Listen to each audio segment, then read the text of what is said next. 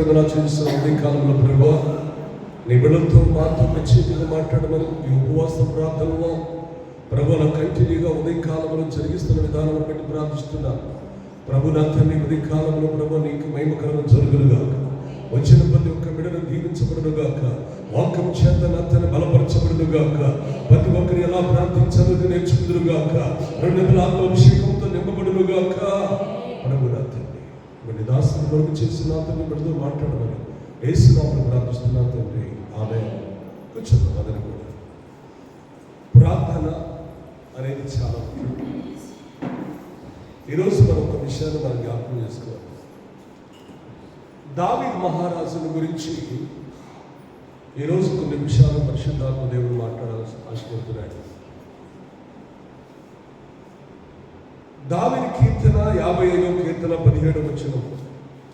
సాయంకాలమున ఉదయమున మధ్యాహ్నమున నేను ధ్యానించదను మొరపెట్టదు, ఆయన నా ప్రార్థన ఆలకించును. దావీదు మహారాజుకున్న అలవాట్లు ఏంటంటే రోజుకు 3 మార్లు ప్రార్థించే అలవాటు. జాగ్రత్త గ్రహించి రోజుకు 3 మార్లు ప్రార్థన అంటే ఉదయం, మధ్యాహ్నం, సాయంత్రం. ఎప్పుడు ధ్యానిస్తూ ప్రార్థన చేసేవాడు. ఏదో ఒక 10 నిమిషాలు 2 నిమిషాలు కాదు, గంటలు గంటలు ప్రార్థన చేసేవాడు.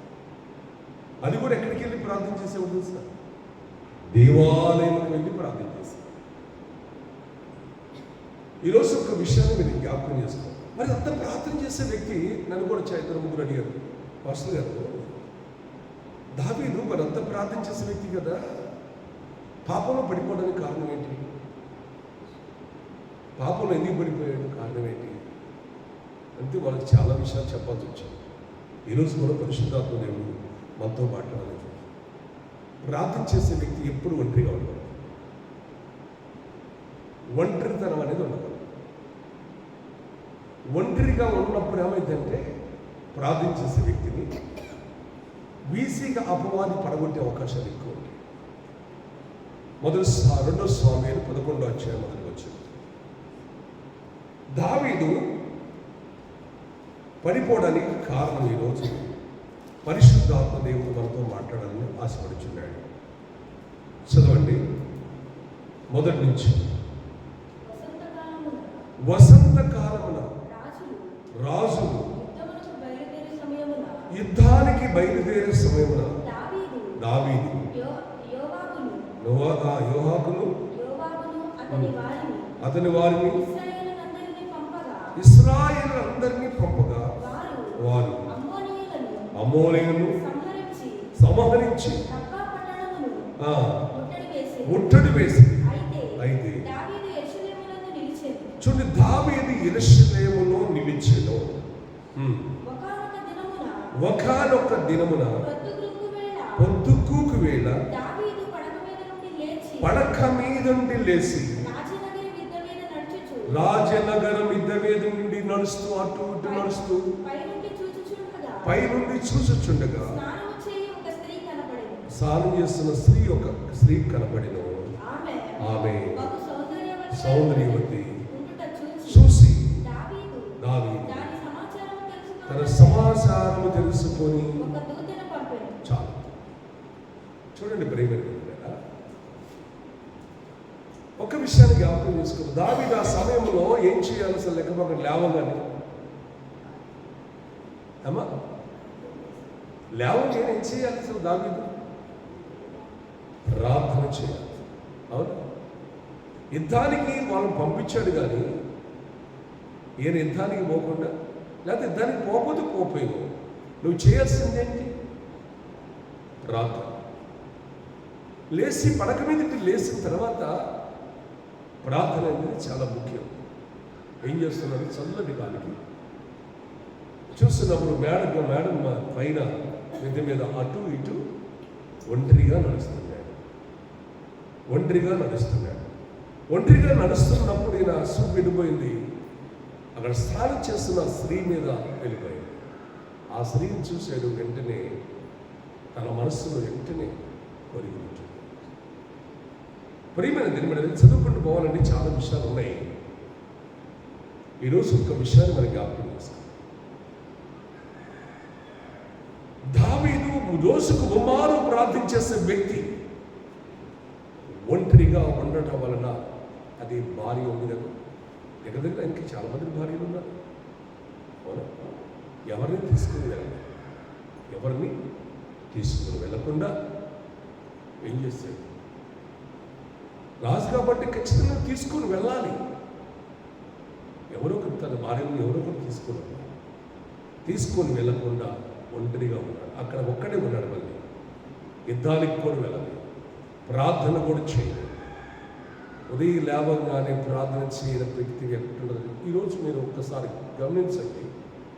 ఉదయం లేచి ప్రార్థన చేసినప్పుడు ఆ ప్రార్థన ఆ రోజంతా ఎట్లుంటుందంటే ఒక నిండు కొండలాగా, మనకు ఒక తోడున్నట్టుగా, మనకు దేవుడు ఆవరించినట్టుగా, దేవుని ఆత్మ మనలో ఉన్నట్టుగా, ఒక మనిషి మనకు తోడైనట్టుగా ఆ రోజంతా ఒక సంతోషం, అదంతా ఆ కృప వేరుగా ఉంటుంది. ప్రార్థన చేయకుండా ఆ రోజంతా ఎలా ఉంటుందో తెలుసు? బద్ధకంగా. అర్థమైందా? మన మనస్సు లోకవైపు తిరుగుతుంటుంది. కావాలని కనిపెట్టండి. మీరు ప్రార్థన చేసిన రోజు ఎలా ఉంటారో ప్రార్థన లేని రోజు ఎలా ఉంటారు. అందుకోసం ప్రార్థన చేయనప్పుడు, ఈ ప్రార్థన చేసినప్పుడు దేవుని భయం అనేది ఉంటుంది, దేవుని ఆత్మ నీలో ఉంటుంది, దేవుని సన్నిధి నీతో ఉంటుంది. ప్రార్థన ఎప్పుడు మానేస్తామో. ఈ రోజుల్లో చాలామంది ఉదయకాలం ప్రార్థించడం మారిపోయారు. చాలామంది ఉదయకాలం ప్రార్థించడము బిషప్లు కూడా మానేశారంట. కొంతమంది అంటే చాలామంది పాస్టర్లు కూడా మానేశారు ఉదయకాలం లేవు. ఎప్పుడు లేస్తున్నారు తెలుసా? అయ్యగారు రాత్రి 1 గంట అయింది, అయ్యగారు ప్రార్థన గురించేకల్లా 1 గంట అయితే నిబంధనలు ఎట్లా మర్చిపోతున్నావు? నిబంధనలు ఎలా మర్చిపోతున్నావు? సేవకులు కూడా చూస్తున్నప్పుడు, ఎందుకు నేను మాట చెప్తున్నానంటే, నేను చాలా అనుభవం అంటే నాకు 24 సంవత్సరాల్లో నాకు చాలా అనుభవాన్ని దేవుడు ఇచ్చాడు, కొంత అనుభవాన్ని ఇచ్చాడు.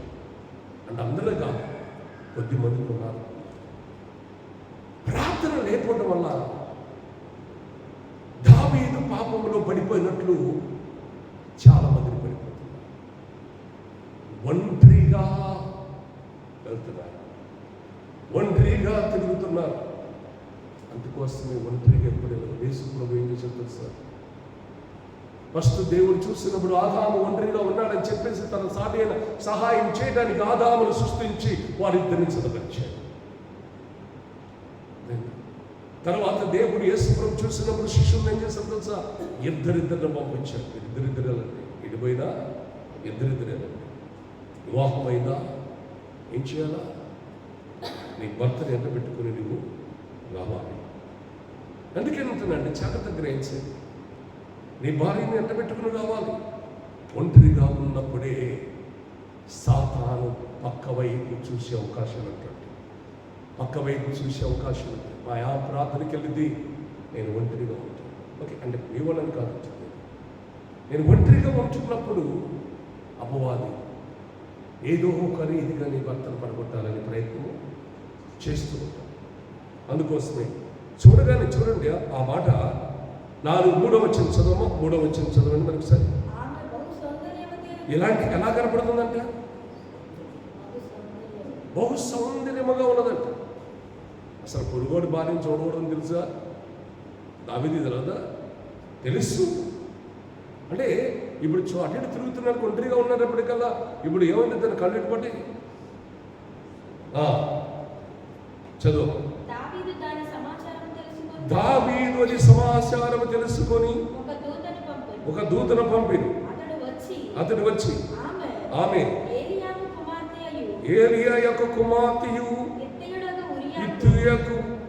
యూరియాకు భార్యనైన బత్షెబాని తెలియజేయగా దావీదు దూతల చేత ఆమెను పిలవనంపెను. ఆమె అతని యొద్దకు రాగా అతడు చూశాడంత. సాతాను ఏం చేసింది? ఇప్పుడు పొరుగువాడి భార్యను ఆశించకూడదు కదా. దేవుడు మెదలకుండా దేవుడు మెదలకుండా చూద్దాం. ఇప్పుడు 12వ అధ్యాయం కూడా 12వ అధ్యాయం కూడా అంతటి యెహోవా నాతానుకు ప్రవక్తను దావీదు యొద్దకు పంపెను. దావీదుతో ఇట్లా నేను ఒకానొక పట్టణమందు ఇద్దరు మనుషులున్నారు. ఒకడు ఐశ్వర్యవంతుడు, ఒకడు దరిద్రుడు. ఐశ్వర్యవంతుడికి విస్తారమైన గొర్రెలున్నాయి, గొడ్లు కలిగి ఉన్నాయి.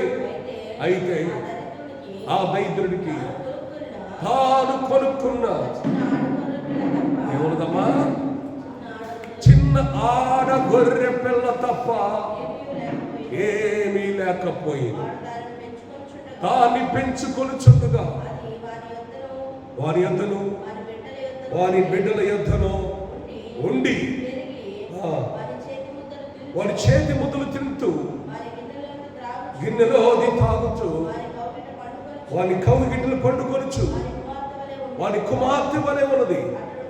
అట్లా ఉండగా మార్గదర్శకుడు ఐశ్వర్యవంతుడు అతడు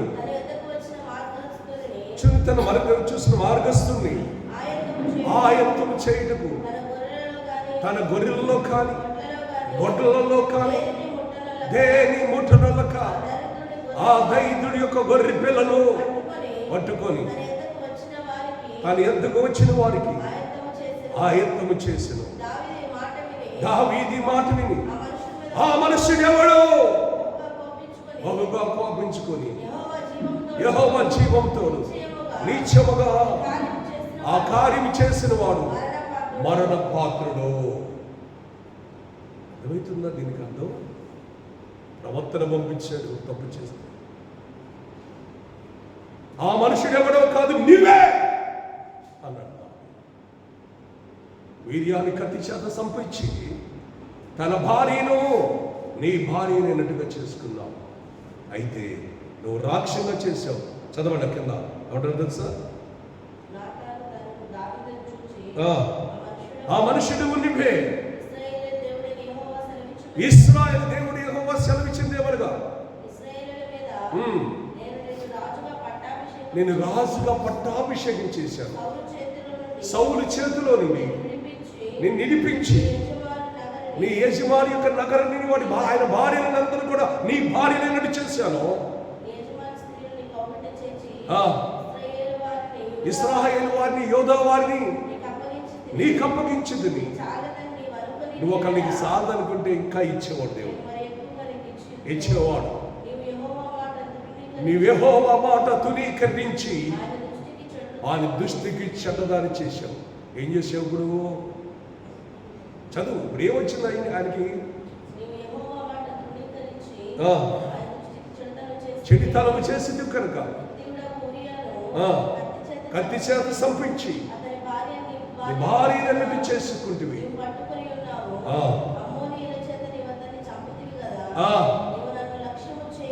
నీవు నన్ను లక్ష్యము చేయక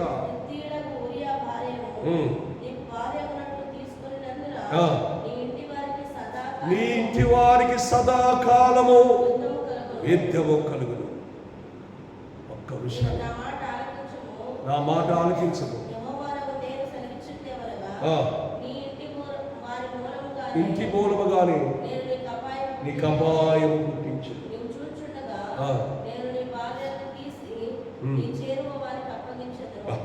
చాలా ఇది మగవాళ్ళకి అర్థమైతే ఖచ్చితంగా చూస్తున్నప్పుడు ఇప్పుడు రాజు సౌలు చేతి నుంచి రాజ్యాన్ని తీసి నేను రాజుగా చేసి దావీదుని రాజుగా చేసి తన భార్యను తనకిచ్చాడు.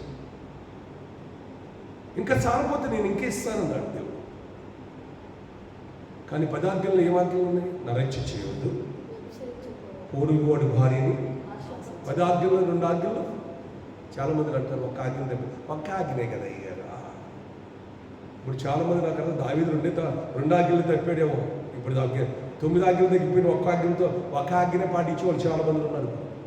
దేవుని పిల్లలు చాలా జాగ్రత్తగా గ్రహించాలి. ప్రతి విషయంలో వాక్యాన్ని మనం జాగ్రత్తగా గ్రహించాలి. నా ప్రియమైన పిల్లలు, నా సిస్టర్స్కి నేను ఒకటే చెప్తున్నాను, బ్రదర్కి ఒకటే చెప్తున్నాను. ఎప్పుడు నువ్వు ప్రార్థన చేయకుండా దావీదులాగా ఒంటరిగా ఉంటావు, అపవాది ఈజీగా నిలబడదు. నేను ఏదైతే చెప్తుంటాను, పిల్లలు కూడా మా చిన్న పిల్లలు అయ్యారు వాళ్ళు అల్లరి చేస్తారో చర్చి చేస్తున్నట్లేదు అంటే వాళ్ళు అల్లరి చేస్తే ఏమైందమ్మా? కొంతమంది చర్చిలో అడుగుతారేమో, నేను నెక్కడికి అరిచిన వాళ్ళు చిన్నపిల్లలు అంటే దేవుని సన్నిధిలో దేవునికి ఇష్టం చిన్నపిల్లలంటే. పిల్లలు కూడా తీసుకున్నారు చాలామంది. ఇంకోటి గుర్తుంచుకుంది, భర్తను ఎప్పుడు ఒంటరిగా పంపించడానికి కూడా ఇప్పుడు ఇష్టపడకుండా నిజంగా ప్రార్థన అనుభవం కలిగిన స్త్రీ. అర్థమైందా? ఎందుకంటే జ్ఞానవంతురాలుగా తన ఇల్లు కట్టుకోవడానికి ఎక్కువ ప్రయత్నించారు. జ్ఞానం అంటే ఇల్లు కట్టుకోవడం కాదా, మనం ఉండే కుటుంబం కాదా, కుటుంబాన్ని కట్టాలి. అర్థమైందా? ఆవిడ ఎక్కడికి వెళ్తున్నారు? నేను కూడుకొని వస్తాను, నేను ఉండలే. లేదండి, నేను కూడా వస్తాను. అదేంటి నీకెందుకు? నేను ఒక్కనే పోయాను, నేను కూడా వస్తాను. అప్పుడు ఏమంటాడు? మంచి వ్యక్తి అయితే ఏం చేస్తాడు తెలుసా? అతను ఏ తప్పు చేయమన్న వ్యక్తి అయితే ఏమంటాడు తెలుసా? వచ్చి ఇల్లు అంటాడు. తప్పు చేసే వ్యక్తి ఎక్కడికి వస్తావు అంటే అదొక రీతిగా మాట్లాడుతుంటాడు. అంటే అందరని కాదు, జాగ్రత్త గ్రహించండి. దావీదు యొక్క జీవితంలో తను చేసిన తప్పుకి నాతాను ప్రవర్త చేత తను చేసిన తప్పులన్నీ తెలియపరిచి ఈయన రాక్షంగా తప్పు చేశాడు. తన భార్యను తన కళ్ళ ఎదుటే తప్పు చేసే అవకాశం ఇచ్చాడు. కొంతమంది భర్తలు చేస్తారు తప్పులు, అది ఎవరికి చూస్తున్నాం? బాయ్ నువ్వేం చేస్తావు అదే నీ పిల్లలు చేస్తావు. బైబిల్ ఒక మాట చెప్తుంది. యోహాను సువార్తను నేను ఎన్నోసార్లు పిల్లల విషయంలో చెప్తుంటాను, తండ్రుల విషయంలో చెప్తుంటాను. 19 వచ్చిన అంటాడు, 5వ అధ్యాయం 19 వచ్చిన, తండ్రి ఏది చేయక తన కుమారుడు చూస్తున్నా అదే, కానీ తనంతకు తాను ఏది చేయనేరడో. వాడు మంచి చేస్తున్న మంచి ప్రార్థన పరుడైతే బిడ్డలు కూడా మంచి ప్రార్థన పనులు అవుతారు. తండ్రి చెడ్డవాడైతే పిల్లలు కూడా చెడ్డవాళ్ళు అవుతారు. అందుకోసం జాగ్రత్త గ్రహించాలి. ప్రతి విషయంలో దావీదును దేవుడు విడిచిపెట్టాల. దావీదు రోజుకు 3 మారు ప్రార్థన చేస్తున్న వ్యక్తే. మరి చాలా మంది ఏమనుకుంటారంటే, అయ్యా నేను అన్ని తప్పులు చేసిన దేవుడు చూపిస్తాను. పాత నిబంధన వెంటనే శిక్ష వచ్చేది. కొత్త నిబంధనలో దేవుడు అంటున్నావు, నువ్వు జీవిస్తున్నావు అని పేరు మాత్రమే ఉంది, కానీ ముదుడవే. చాలా మందిని నేను చూస్తున్నాను. దగ్గర నీకు రాసిన 34 సంవత్సరాల నుంచి నేను కొంతమందిని నేను ప్రభుని ఎరిగిన తర్వాత చూస్తున్నాను. తప్పు చేసిన వాళ్ళందరూ కూడా, పాపం చేసిన దేవుని ఎరిగి కూడా తప్పు చేసిన వాళ్ళందరూ కూడా ఈ రోజు కాలగర్భంలో కొంతమంది కలిసిపోయారు. కొంతమంది రోగాలతో మంచాల మీద ఉన్నారు. ఎన్ని మందులు వాడినా ఎంత ఖర్చు పెట్టినా రోగం పోవట్లేదు. నేను కొంతమంది దగ్గర పోయి ప్రార్థన చేస్తున్నప్పుడు, అయ్యా దేవుడు నన్ను తొందరగా తీసుకెళ్ళేటట్టు ప్రార్థన చేయండి, లేకపోతే దేవుడు నన్ను కనికరించి ఏదో పాపం చేస్తుంటావు కదా అంటే అందరి ముందు అడగకూడదు. ఏదో తప్పు చేస్తుంటావు, ఏదో పాపం చేసి ఉంటావు, దేవుని ఎదుట ఏదో పాపము చేసి ఉంటావు. అందుకోసం ఈ శిక్ష నీకు దేవుడే పెట్టాడు. అదే సాతాను పెట్టినదైతే పోద్ది ప్రార్థన చేస్తే. ఈ లోకం చూస్తున్నప్పుడు మనకి వాతావరణం బట్టి ఎన్నింటి బట్టి వచ్చేదైతే మందుల వల్ల పోతాయి. కానీ ఇది ఎంత పెట్టినా, ఏ మందులు వాడినా పోవట్లేదు, ఏది పోవట్లేదంటే ఖచ్చితంగా దేవుడు నీకు పెట్టింది. దేవుడు నీకు పెట్టిన శిక్ష నిజమే కదా. ఒక్కొక్కరు చెబుతుండే వాడు చేసిన పాపాలు చెబుతుంటే ఒక్కొక్కడు.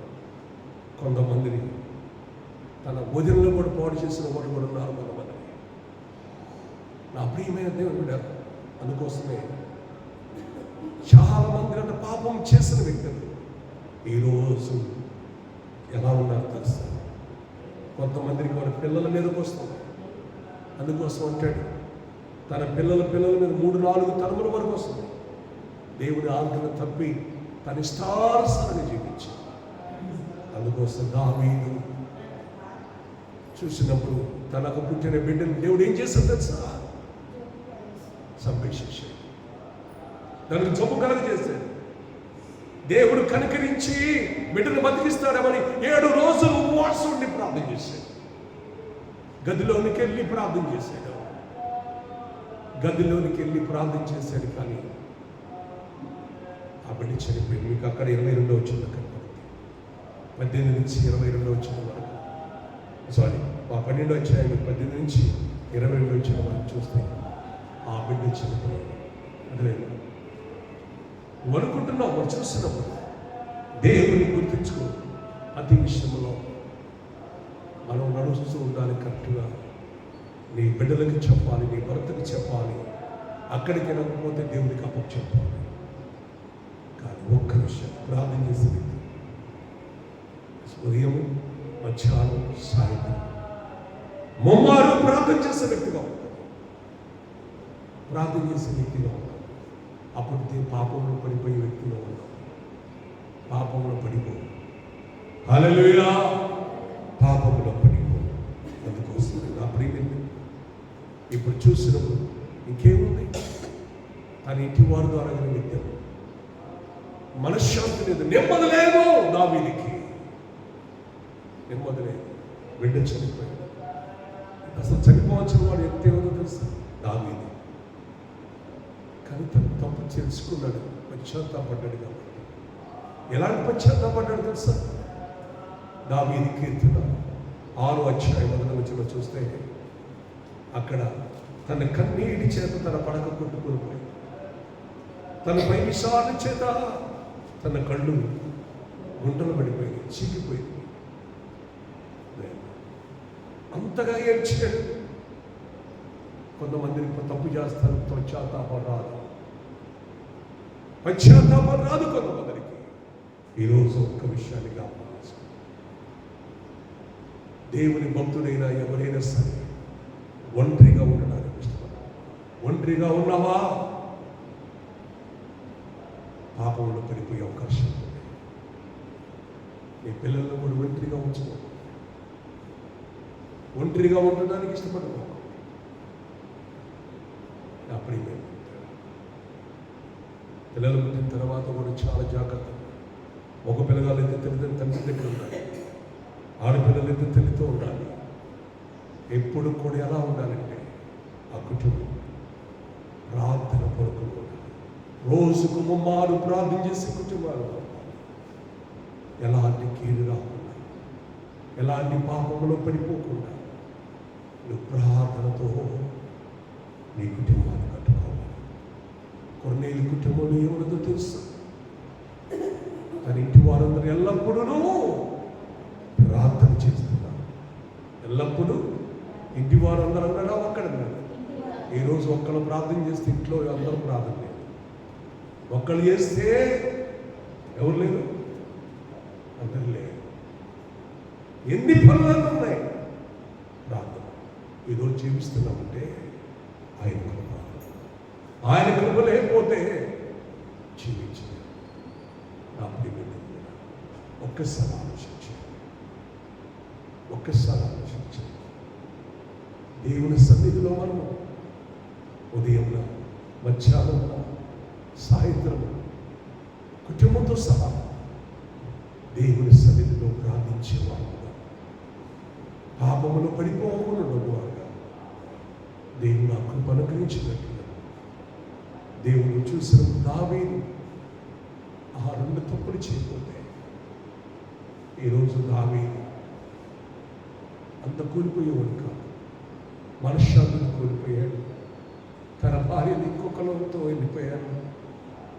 చాలా జరిగినవి. నేను ఇన్ని చెప్పడం సమయం కాదు. చాలామంది మూర్ఖులుగా తప్పు చేస్తుంటారు. పొడిగోడి భార్యతో, తన భార్య ఇంకొకరితో వెళ్తే ఇది చాలా మందికి అర్థం కాదు. ఇది అర్థం కాదు. బైబిల్ స్పష్టంగా చెప్తుంది. నేను చాలా మంది చూస్తున్నాను, అమ్మాయి నువ్వేంటమ్మా నువ్వు తప్పు చేస్తున్నావు అంటే ఏంటంటే మా ఆయన చేస్తున్నాడు నేను చేస్తున్నాను. కొంతమంది భయం లేదు, మా ఆయన చేస్తున్నాడు నేను కూడా నేర్పింది ఎవరు భక్తి. అందుకోసం చాలా భక్తులు బాగా ప్రార్థన చేసే వ్యక్తి ఎవరైనా సరే గుర్తుంచు. ముందు దావీదు ఒంటరిగా ఉండకూడదు. సహోదరి పెళ్లిగా తల్లి నువ్వు ఒంటరిగా ఉన్నావేమో. పెళ్లిగా తల్లిదండ్రులతో ఉండాలి. పెళ్ళైన తర్వాత నీ భర్తతోనూ భార్యతోనూ పిల్లలతోనూ కుటుంబంతో ఎప్పుడు ఉండాలి. ఎప్పుడు నువ్వు ఒంటరిగా ఉండడానికి ఎప్పుడు ఇష్టపడదు. నీ ఇంట్లో అయినా ప్రార్థనకు వచ్చిన, బజారుకి వెళ్ళినా, ఒక విందుకి వెళ్ళినా కుటుంబంతో సహా వెళ్ళడానికి ప్రయత్నించి అప్పుడు నీ కుటుంబాన్ని కట్టుకోగలుగుతావు. ఈ చిన్న మాటలు దేవుడు దీవించిన ప్రార్థన చేసుకుంటాం. మా పరిశుద్ధులు విన నా తండ్రి శ్రేయాన్ని కొందరు చూపిస్తున్నారు ప్రభు.